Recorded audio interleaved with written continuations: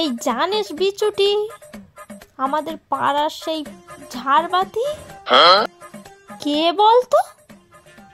আরে সেই লণ্ঠনের মেয়ে রে। ও হ্যাঁ হ্যাঁ হ্যাঁ হ্যাঁ, এবার মনে পড়েছে। ওই পাড়ার পোস্টারের সাথে পেয়েই লেগেছে। ওর মা তো কলে জল নিতে এসে কত কথা বলতো, আমার মেয়ে এই, আমার মেয়ে সেই, আসুক একবার মুখে ঝামা ঘষে দেবো। যাকে দেনি, ওই যে আমাদের পাড়ায় পুঁটি আছে না, পুঁটি, বাবা রোজ দেখি ওর বাড়ির সামনে একটা ছেলে বাইক নিয়ে এসে কি সব দিয়ে যায়।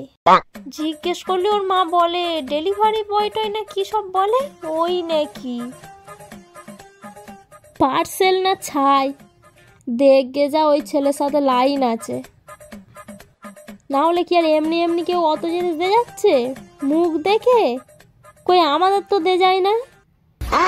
আর ওইদিকে ব্যাঙের বউ, ও মা, সে দেখি হাফ প্যান্ট আর একটু একটু গেঞ্জি পরে নেটে ছবি ছেড়েছে।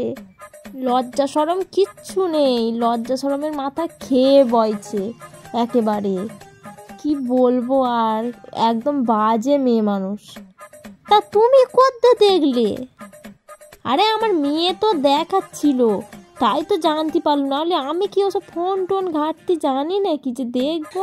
কাল ঘাটে বাসন ধুতে গেছিল, আর সেই ভোঁদরের বউ গো, সে কি ঝগড়া কি ঝগড়া।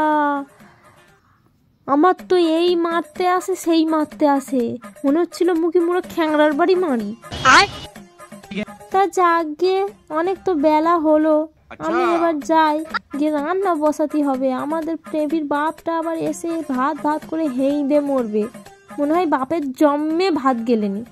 যাই গো যাই যাই, আমিও এবার যাই, দেখি আমাদের লোকটা আবার কোথায় মদ গিলে পড়ে আছে, খুঁজে বাড়ির দিকে যাই।